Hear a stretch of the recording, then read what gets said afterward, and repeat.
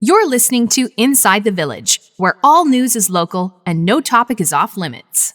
So help me, Bob, it's bully in the alley. Hey, bully in the alley. So help me, Bob, it's Welcome to Inside the Village alongside Michael Friscolanti. We call him Frisco, editor-in-chief here at Village Media. I'm Scott Sexsmith. How are you, pal? I'm great, man. I feel like we never leave this basement, Scott. They let us out once in a while. Inside the Village brought to you by our good friends at True North Mortgage. True North Mortgage, where you'll get great advice and save a pile of cash. You can find them at truenorthmortgage.ca. Great show coming up this week. I'm excited about it. Not excited about where rents in the province are headed. We're going to talk to Dania Majid from Tenants Ontario. She's a staff lawyer there. Fascinating discussion I'm sure we'll have with her. And also the story of Stanley the Goat. Out of Midland Today, Stanley the Goat, the epitome of a great local journalism story. Yeah, can't wait to get into that one. But first, the first word to Frisco. Yeah, I talk a lot on this podcast about local journalism and what we're trying to do here, right? We know that our sites across the province are doing fantastic local journalism, and on our show we try to tell some of those stories, remind people or show people what we're doing, and also to dig into some of the bigger issues that affect people all over Ontario. Recently, I was asked to write something to our readers about what I think is local journalism, and it was a tough thing to write, but I basically, what I've always felt is local journalism is about putting people in the paper, which in our case is putting people on the website. Right. But, people always think of journalism as, searching for the truth, digging for answers, holding people to account, which is all those important things. But as local journalists, our primary job is to connect and strengthen the community and be a reflection of that community, right? So every time we put some new face or name in the paper, or in our case on the website, every time we tell a new story, we strengthen that community a little bit more, right? And it reminds us that we all belong to that community, that we share things in common, that we care about the same issues that are right outside our front door. And to me, I think we do that job every day really, really well, and I'm proud of the work we do across our chain in telling the local stories that matter. Yep, you guys do a fantastic job. The first word to Frisco. Coming up, we're going to be joined by Dania Majid, and we're going to talk about skyrocketing rents in the province of Ontario. That's next when Inside the Village returns. From newsmakers to celebrities to other prominent guests, you'll find them all on Village Media's new interview series, Up Close and Personal. Join host Scott Sexsmith as he goes one-on-one with well-known Canadians to hear their story. Up Close and Personal. Look for it on your favorite Village Media website across Ontario.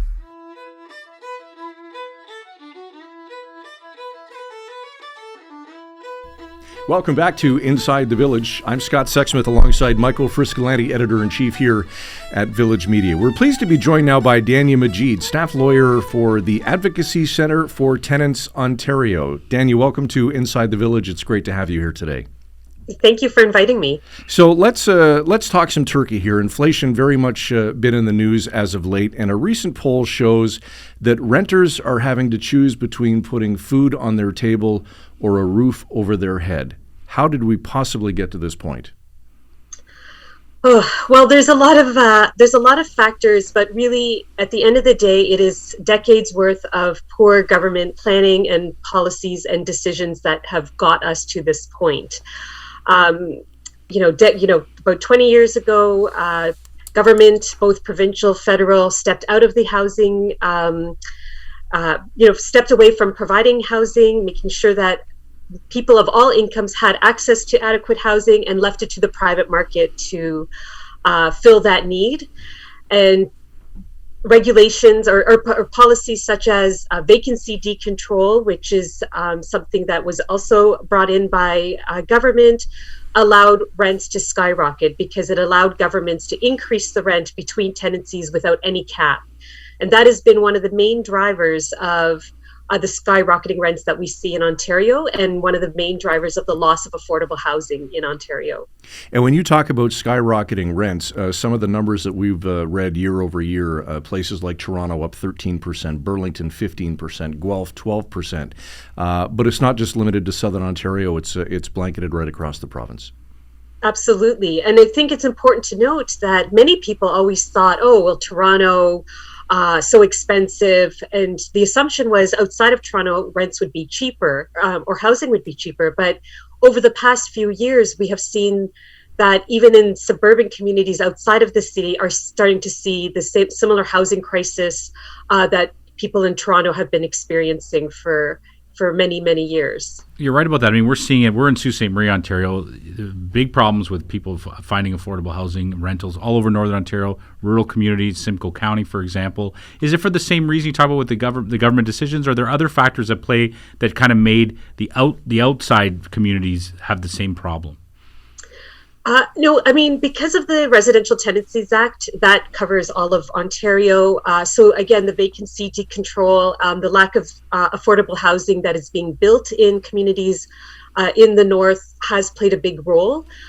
There's also been, because people are being squeezed in the south, many of them are starting to move to the north. And so that's putting a greater demand on housing in those communities. So those looking to buy a house, they can't do so in the south. They're starting to move out to further, communities in the north, especially with the opportunities to work remotely. Their geographic location has expanded.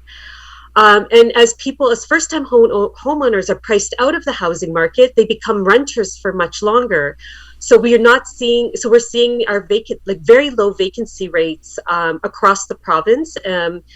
And when it comes to deeply affordable housing, so housing that would cater to middle to low income tenants, the vacancy rate is almost zero across the province. I'm wondering, maybe I'm wrong here, Dania, but we see so much attention being paid to the fact that people are getting squeezed out of the housing market to buy a house, that, prices are too high. So many stories about the affordability crisis from a purchasing perspective. But I feel like this issue about the many, many people who rent in Ontario, it doesn't get the same attention. Is that fair to say? Yeah, I think so. And we saw that in the most recent election cycles, both federal and provincial, where there's a greater emphasis placed on attracting making promises that appeal to first-time homeowners, and we didn't see the same level of commitment towards renters. At the end of the day, it is important, or it is helpful to assist first-time homeowners because they move out of the rental market and lift some of the pressure. But what we really need to see is policies, laws, regulations that are directed to renters, particularly those in the mid to low income range, where developers and the private market are not catering to that particular subset. And it's issues like vacancy decontrol, which is within the province's mandate to remove and to get those rents back in check. It is also issues related to wages, and many renters are also precariously employed, and the minimum wage doesn't match the living wage for major cities across the province. That's a very good point, and let's talk about that, Dania, for a second. It seems as though wages aren't keeping up with the cost of living. Minimum wage at $15 right now. Yet some experts are saying that a living wage is closer to $22 or just over $22 an hour. When you're making $15 an hour at 40 hours, that's $2,400 gross a month. How can you possibly afford to have the conversation about buying or renting? Exactly, and we see average rents for a 2-bedroom about averaging, depending where you are in the province, to $2,000 to $2,700 a month. So people are spending, more than 50% of their income on rent. That puts them at real great risk of homelessness. And we are seeing them cutting back on, as you mentioned at the top of the conversation, that people are cutting back on food, but they're also cutting back on medicine. They're also cutting back on, programs for their children, that might allow them to participate in different recreational activities, which is important to their development. And what we are all seeing in many cities is that it's also causing people to not only leave their communities, but to leave their cities and to leave their provinces, the province altogether.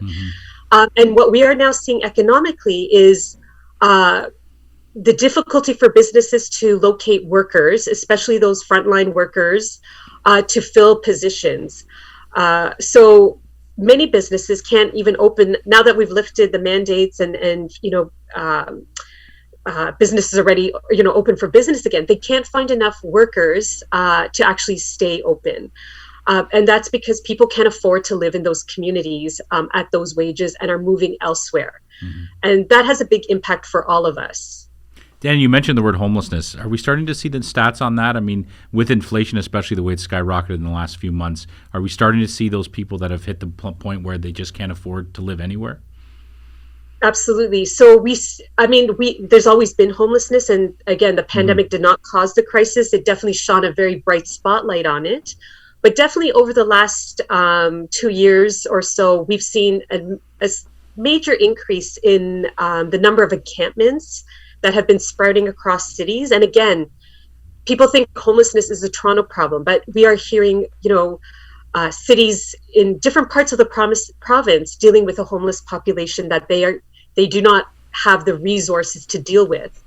And instead of, putting those resources to house these people, they're investing in security guards to kind of monitor and police this population.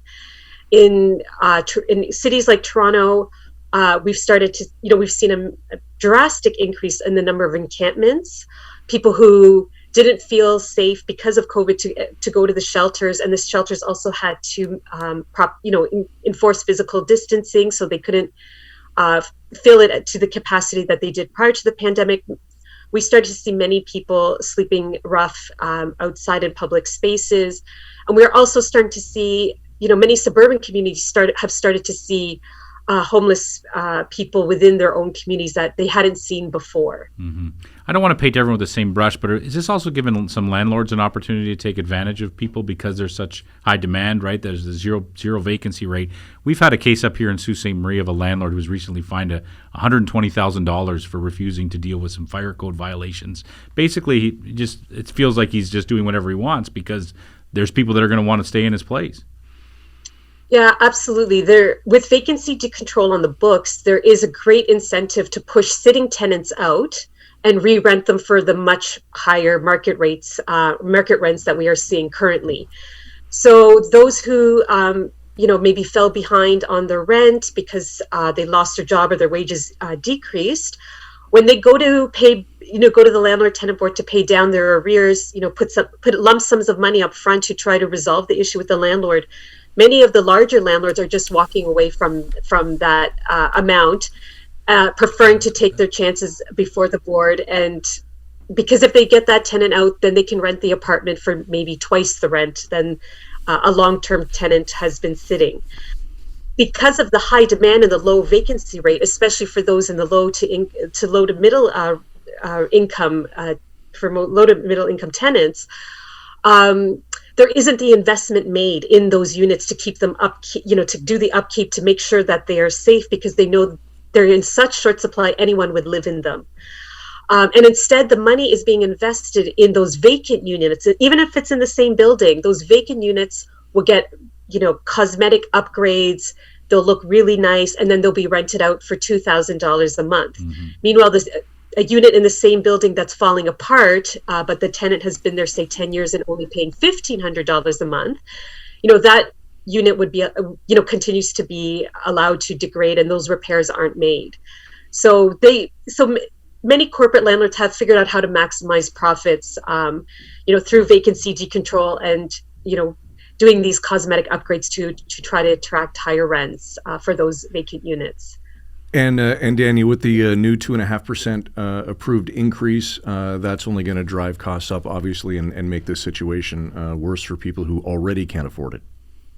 Absolutely. And, we've heard in the press releases the government saying, well, it's below inflation. So, as if it was this type of compromise. But 2.5% is the maximum increase allowed under the law. So they had the discretion to make, to provide a lower increase, and they decided to go to the maximum that was allowed under the law. Knowing full well that tenants have, especially, again, many tenants tend to be in the low to middle income bracket, have not recovered from the pandemic. They are still struggling. They're hardest hit by the increased cost attributed to inflation, especially with respect to food and transportation. They are the ones struggling. And instead of giving them a break and understanding this, the unique circumstances they are in, the government chose to apply the highest amount of increase that they could legally under the law. At the same time, what we have seen in that is being reported is that many investor landlords and corporate landlords and real estate income trusts have reported during the same time in the pandemic some of the highest profits they've ever made. So where would the prejudice be then, or who is most, who needs the biggest break or some compassion? Who's most harmed? It's the tenants by this increase. And we have to also remember, it doesn't necessarily stop at 2.5 for tenants. Landlords are still have the ability under the law to apply for an above guideline increase at the board, which can mean a tenant might be subjected to additional increase above the 2.5%. And for tenants who are living in units that were first occupied after November 18th, 2018, so meaning that the unit was first created after November 2018, they're not covered by rent control at all. So they can face increases as high as 25% or more because they are not governed by any type of rent control provision. Dania, you mentioned government, so let's stay on that track for a second. Whenever we go through these types of crises, it's always talked about government inability to get things done and inaction on their part. So what should they be doing that they're not doing? Well, in terms of immediate, something they can do immediately is to, get rid of vacancy decontrol and bring in full rent control. This is something that they can do by amending the Residential Tenancies Act. This would, help control the exponential increase in rents year over year, and make sure that everyone who rents an apartment in Ontario is covered by rent control, and it's not based on when that unit was first created. This would at least help us get some control over the vast increase of the sort of the trajectory of the rents, and it will also help us preserve the existing stock, what is left of it, the existing stock of affordable housing units, and try to slow their loss.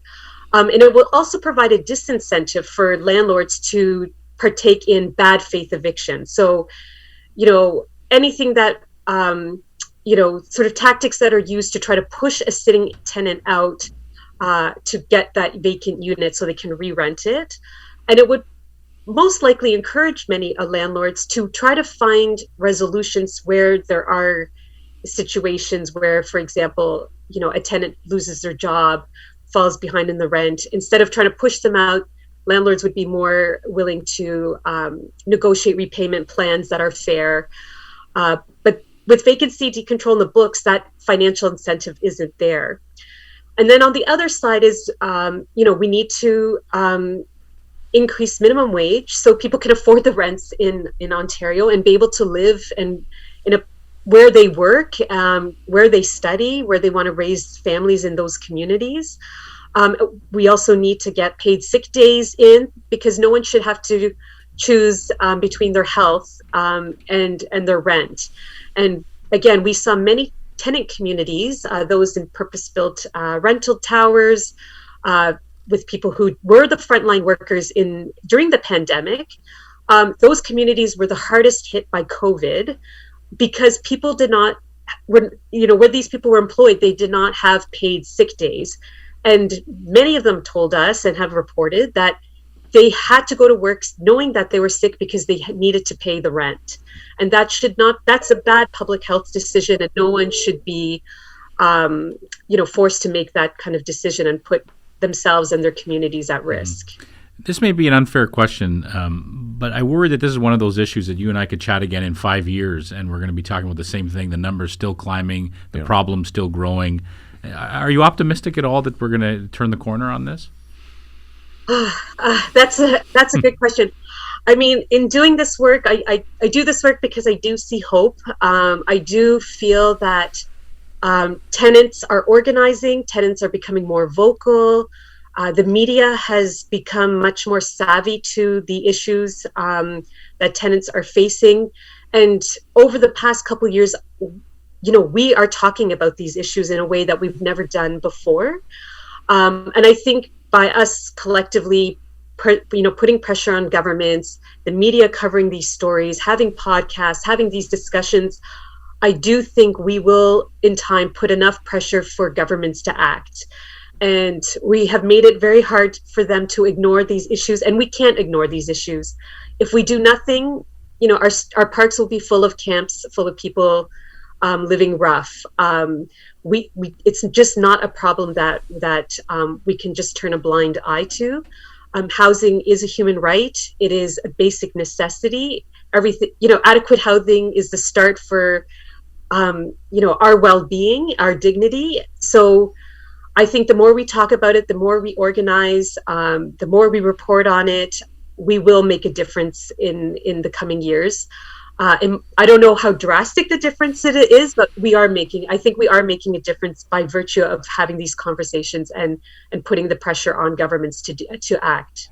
Well, let's hope we continue to make a difference. Dania Majid, staff lawyer with the Advocacy Centre for Tenants Ontario. This has been a great chat. Thanks for doing this today. Thank you so much for inviting me. She had my heart, very nearly.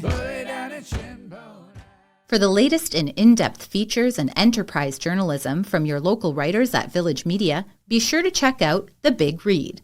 The Big Read, it's the full story behind the headlines. Look for The Big Read on your favorite Village Media website across Ontario.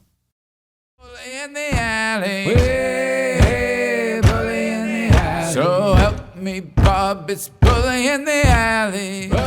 Welcome back to Inside the Village alongside Michael Friscolanti. I'm Scott Sexsmith. You and I sit here week in and week out, and we talk about the importance of local journalism and what it does to strengthen communities. And I think that there's never been a story that does just that like the one that you and I are about to talk about. Oh, yeah. MidlandToday.ca has been reporting for the last few weeks about Stanley the goat. And we live many hours away from Midland, but I've been following this. Andrew Phillips at Midland Today, our editor there, has been doing great work. But essentially, it's a story about a lady who has a goat on her property in Tiny Township. It's a service animal. It's an emotional support animal. She suffers from depression. And somebody filed a complaint saying that it doesn't belong there because the property isn't zoned for that kind of animal. And so, of course, the fight ensues and lots of debate in front of city officials and lots of coverage at Midland Today, and there's a happy ending. We're very pleased to be joined on Inside the Village now by Michaela Muchacho and Joanne Miller from the Midland area. Ladies, welcome to Inside the Village. It's great to have both of you and Stanley join us today. Thank you so much for having us. We're thrilled. Yes. We're thrilled to be on. Thank you. Now, I guess the first question is Stanley the goat, who is he? Who is he? That's a question for you, Joanne. He's my pet goat. He's a companion. He's my baby. He's my sweetheart. Now, how long have you had him, Joanne? Goat. I've had him since last April. He was 6 weeks old when I got him. Wow. And his birthday, he was a March 17th baby. He had been abandoned by his mother. And so we went into foster care, bottle fed and everything, not by myself. Because I got him when he was 6 weeks old and I didn't have to bottle feed him anymore. All right. And you're in Tiny Township, right? Yes. Michaela, can you tell us the story kind of from beginning to end? What happened here? The township said that the goat wasn't allowed? More or less. So it was early May, I believe it was May 7th, which was a Saturday. Joanne received a visit here at her property from a bylaw officer saying that a complaint had been filed about Stanley, and due to the zoning of her property, she was not permitted to keep him. She was given a deadline of May 30th to rehome him, or she would be facing upwards of a $25,000 fine. Wow. So she received verbal notification of this with no actual physical paper copy to substantiate what the bylaw officer told her. So that was on May 7th. We went to the township on May 9th, which was a Monday morning, and we wanted to see the actual letter that they had told Joanne was going to be mailed to her later that week. So we read it for ourselves, and they were accusing her of trying to operate a hobby farm, which is not permitted with the zoning of her property. She's zoned shoreline residential. She's just up the road from Kawaja Beach. And because she had a goat on the property, they were accusing her of trying to, quote unquote, operate a hobby farm. Okay. Which could not be farther from the truth. There are no other animals here except for Stanley. And we just thought, no, this is absolutely ridiculous. So we decided we were going to try and fight it. So the first course of action was for Joanne to get in contact with her family doctor, who was kind enough to write her a note that stated Stanley was her emotional support animal. And we took it to the township, and they chose not to accept it. They said, more or less, too bad. This is a matter of zoning. You're going to have to apply to rezone your property if you want to keep them. Otherwise, you have to get rid of them still. Wow. So it was when we realized what we were up against that we really decided to kick it up a notch. So it was later on that day that we got everything started. The petition was started that same day. I was emailing people from the township that same day. We decided to start contacting local media around the same time. And I believe it was 2 days afterwards when we first met with Andrew Phillips. Another friend of Joanne knows Andrew, and she was able to get him kind of in the loop with the story. So he agreed to take it on. He came here. There was probably at least 20 people, right? There was at least 20 people here for the first interview, just as a big show of support, because apart from the person who filed this complaint about Stanley, he is so incredibly well received and loved in this community, and nobody wanted to see Joanne having to get rid of him. So we really wanted to paint the picture, the accurate picture, that people want Stanley to stay. He's a really, really, really great asset for the community. He actually gets people to stop and talk to Joanne and talk to each other. And he's an enhancement for the community. He has been ever since he came to the area, and he will continue to be so for as long as he's here. That's great. Now, Michaela, sorry to interrupt. Are you a neighbor or a friend? Like, how did you get involved in the fight? So I live one street over on Bomb Beach Road West. We're over on Concession 11 right now.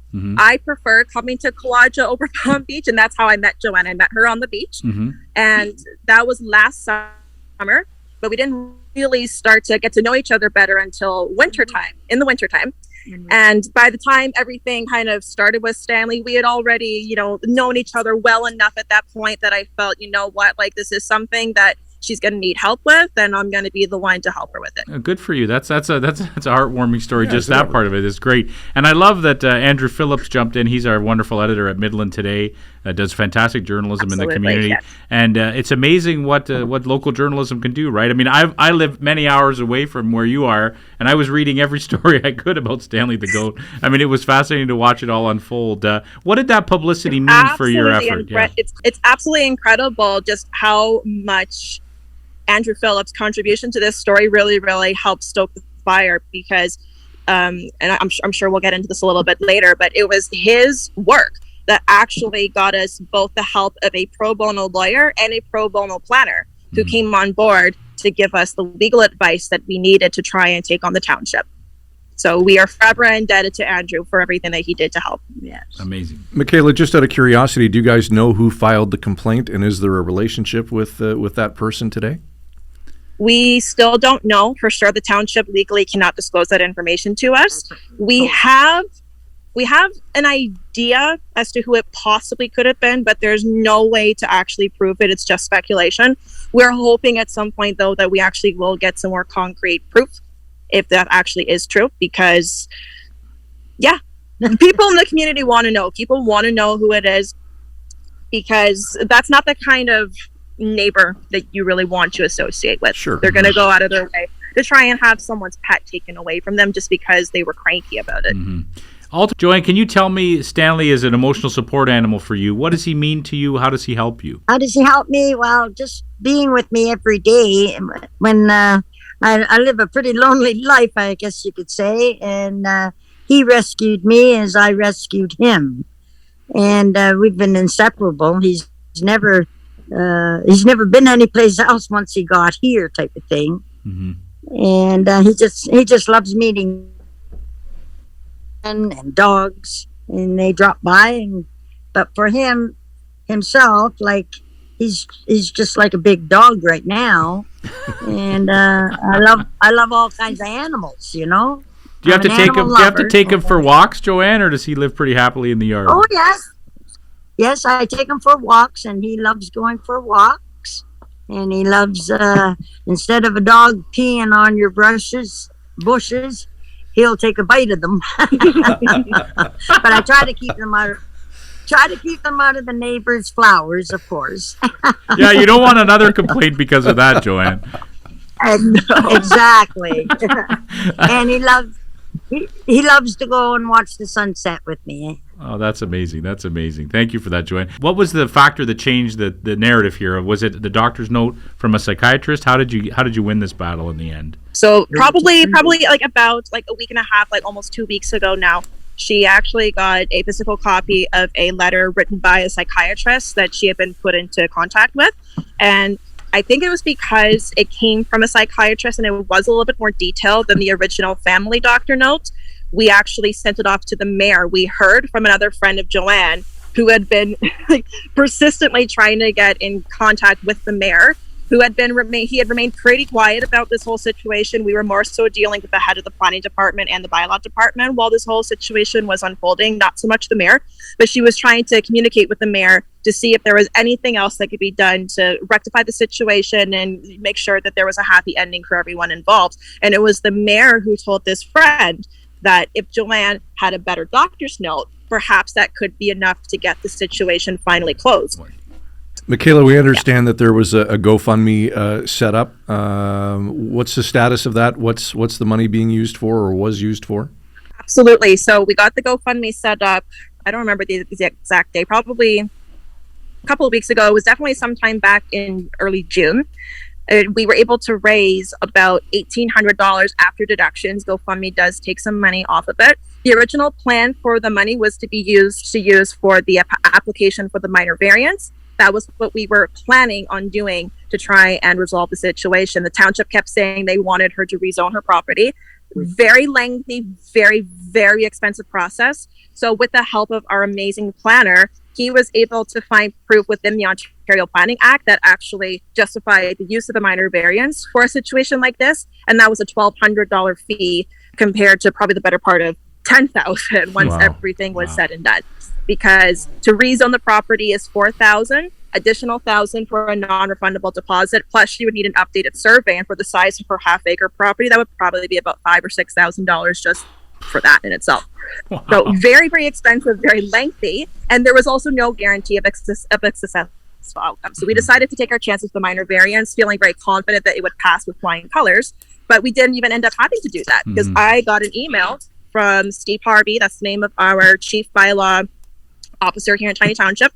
It was last Tuesday, saying that, they had received the psychiatrist note I emailed to the mayor, and that Stanley is now recognized under federal legislation as emotional service animal, and therefore the township will be taking no further action to have him rehomed, and the case would be closed. That's amazing. Like I said, I've followed this story from afar as a reader.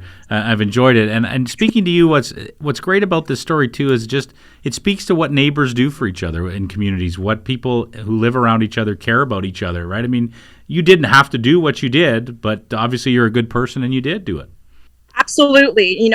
It wasn't my problem to take on. It wasn't anyone else's problem to take on. We didn't have to involve ourselves if we didn't want to, but we saw what was happening. We knew it wasn't right. And we knew that it was going to be a negative impact for the entire community at large, not just Joanne. So we all did what we could to try to make sure that this was going to have a happy ending. I also recently found out through Joanne, apparently a lot of people were calling the township and calling them all sorts of colorful, lovely names and making a lot of noise and really, really putting the heat on them to do the right thing. Well, Michaela, it's a great story, and I think it's proof positive that sometimes tiny gestures can pay big dividends. Michaela Muchacho and Joanne Miller, and of course Stanley the Goat. It was so great to have you guys on Inside the Village today. Thank you for doing this. Thank you so much. Thank you so much for having us. I'll flip the camera around so you can see Joanne and Stanley again. Thank you. There they are. Thanks, guys. Thank you. Thank you so much. Serious question. You've been a journalist for a very, very, very long time. Have you ever covered a story that surrounded a goat? I do not think I've covered any goats, but I've covered lots of stories where a decision that seems totally ridiculous is finally overturned, which we saw here, which was great. Yep, absolutely. It's nice to talk about a story that has a happy ending. And speaking of happy endings, we're back to wrap another episode of Inside the Village right after this.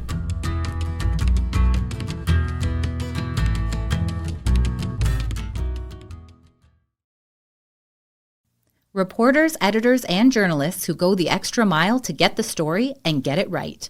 Go behind the scenes with those who cover the stories that matter most to you and your community. Look for it in the Village Features section of your favorite Village Media website across Ontario.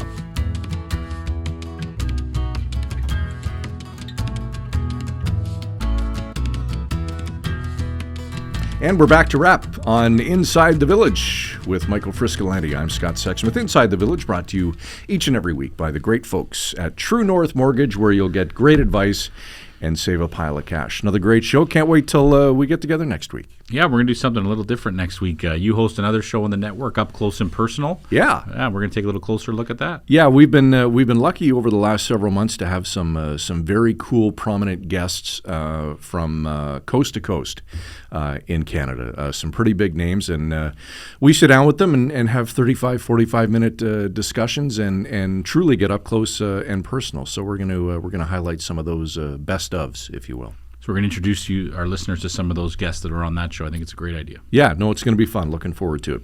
Inside the Village, you can find all of our episodes across the Village Media Network and, of course, at insidethevillage.ca. For Michael Friscolanti, Frisco is his name, I'm Scott Sexsmith. We'll see you next week. Thanks for listening. You've been listening to Inside the Village.